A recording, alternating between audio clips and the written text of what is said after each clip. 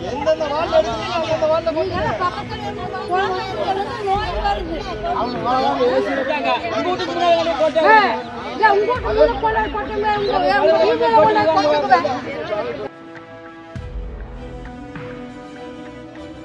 புளியம்பட்டி வாரச்சந்தை, அதாவது 16வது வார்டுக்குட்பட்ட வாரச்சந்தை அந்த இடத்துல இருந்தால் இப்போ பேசுகிறோம்.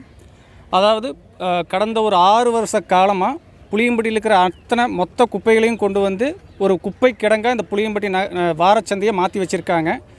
5-6 வருஷத்துக்கு முன்னாடியே ஒரு இயற்கை உரம் தயாரிக்கிறேன்னு சொல்லிட்டு ஒரு சாதாரண ஒரு சின்ன குடோனாக தான் இதை வந்து பண்ணுறதுக்குன்னு முயற்சி பண்ணாங்க. அப்போவே வந்து இந்த ஏரியாவில் இருக்கிற பொதுமக்கள்லாம் வந்து நாங்கள் எதிர்ப்பு தெரிவித்தோம். இருந்தாலும் சமாதானப்படுத்தி இந்த குப்பை இங்கே கொட்ட மாட்டோம், இது வந்து ஒரு நுண்ணுயிர் தயாரிக்கிற ஒரு இதுன்னு சொல்லிட்டு தான் இங்கே ஆரம்பித்தாங்க. ஆனால் அதுக்கு பிறகு என்னாச்சு அப்படின்னா தொடர்ந்து வந்து இங்கே குப்பைகளை கொட்டிகிட்டே இருக்காங்க. இந்த புளியம்பட்டி வாரச்சந்தை அப்படிங்கிறது பார்த்திங்கன்னா தமிழ்நாட்டில் வந்து 2வது மிகப்பெரிய ஒரு வாரச்சந்தைங்க. இங்கே வந்து பார்த்திங்கன்னா செவ்வாய், புதன், வியாழன் இந்த 3 நாளுமே பார்த்திங்கன்னா பல்வேறு மாவட்டங்கள் வெளி மாநிலத்திலிருந்தெல்லாம் வந்து இங்கே வந்து வியாபாரம் பண்ணக்கூடிய ஒரு சூழ்நிலை தான் இருக்குது. இங்கே நகராட்சிக்கு வந்து ஒரு வருமானம் தரக்கூடிய ஒரு மிகப்பெரிய ஒரு கோடிக்கணக்கான ரூபாய் வர்த்தகம் நடக்கக்கூடிய ஒரு மிகப்பெரிய இடமா வந்து இந்த புளியம்பட்டி வாரச்சந்தை இருக்குது. 25 ஏக்கராவில் இருந்து இப்போ வாரச்சந்தை இன்றைக்கி சுருங்கி வந்து 1 ஏக்கராங்கிற மாதிரி ஆயிடுச்சு. என்ன அப்படின்னா புளியம்பட்டி மக்களுடைய அத்தனை குப்பைகளையும் கொண்டு வந்து இந்த வாரச்சந்தையில் குவிச்சு ஒரு சுகாதாரம் இல்லாத ஒரு சூழ்நிலையை இன்றைக்கி உருவாக்கி வச்சுருக்காங்க. கடந்த 5 வருஷமாக பொதுமக்கள் பல போராட்டங்கள் நடத்தியும் நகராட்சி நிர்வாகம் எம்எல்ஏலிருந்து, எம்பியிலிருந்து, அமைச்சர் முத்துச்சாமியிலிருந்து பலவேறுகிட்ட நாங்கள் புகார் பண்ணிட்டோம். நகராட்சி நிர்வாகம் இதுவரைக்கும் எந்த விதமான ஒரு நடவடிக்கையும் இதுக்கு எடுக்கலை. கடந்த ஒரு 6 மாதத்துக்கு முன்னாடி மிகப்பெரிய ஒரு தீ விபத்து ஏற்பட்டுச்சு.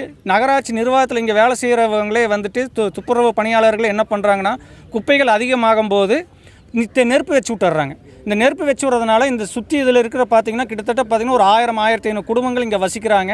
எல்லா நோய்வாய்ப்பட்டவங்க நிறையா பேர், மூஸ்தினர்கள் இருக்க நிறையா பேர் இருக்காங்க. இருந்தாலும் என்னென்னா அவங்க வந்து அதை பற்றியெல்லாம் கவலைப்படுறதில்ல. அவங்களுக்கு அந்த நேரத்தில் வந்து குப்பையை எரிச்சு விட்டுறாங்க. எரிச்சு விடுறதுனால நிறையா பேர்த்துக்கு வந்துட்டு மூச்சு திணறல் ஏற்படுது, வாந்தி, பேதி, மயக்கம் இது மாதிரிலாம் ஏற்படுது. இது தொடர்ந்து இது மாதிரி நடந்துக்கிட்டே தான் இருக்குது. நாங்களும் பல புகார்கள் பண்ணியாச்சு, பல போராட்டங்கள் பண்ணியாச்சு. கடந்த ஒரு வாரத்துக்கு முன்னாடி RTI ஆக்டில் வந்துட்டு இந்த மாதிரி வந்து ஏன் நடவடிக்கை எடுக்கலைன்னு கேட்கும்போது பொதுமக்களிட்டிருந்து எந்த விதமான ஒரு எதிர்ப்பு வரலைன்னு சொல்லிட்டு நகராட்சி நிர்வாகமே வந்து ஒரு தவறான வந்து ஒரு அறிக்கையை கொடுக்குறாங்க.